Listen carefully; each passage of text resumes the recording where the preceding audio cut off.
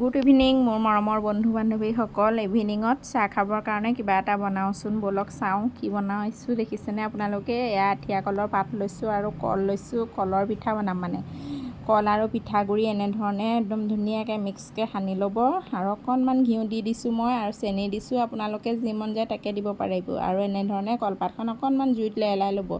লৈ যোনখিনি মঠি লোৱা বস্তুখিনি কলৰ মানে কলখিনি মানে এনেধৰণে দি ধুনীয়াকৈ এনেকৈ কৰি ল'ব। এয়া কল দেখাইছোঁ যে, এয়া ঘিউ দি অলপ কল আৰু পিঠাগুড়ি সানি এনেধৰণে এয়া টেৱা এখন ল'ব। টেৱাখন গৰম কৰি এনেধৰণে দি দিব। তেল ব্যৱহাৰ কৰিব নালাগে আকৌ দেই। আৰু কাঁহী এখনে ঢাকনা মাৰি দিব। এয়া সিজিছে আৰু মই এনেধৰণে উল্টা পুল্টা কৰি আছোঁ আৰু আজি ফাৰ্ষ্ট টাইম বনাম।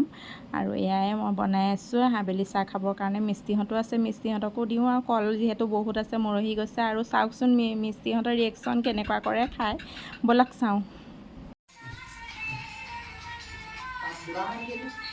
ভাল হৈছে নে বেয়া হৈছে? গৰম নে? মহেন্দ্ৰহে ক'ব। টেষ্ট কৰিছা?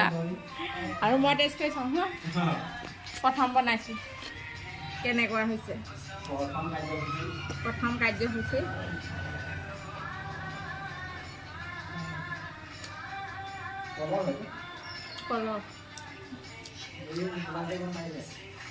কলৰ গোন্ধাই গৈছে।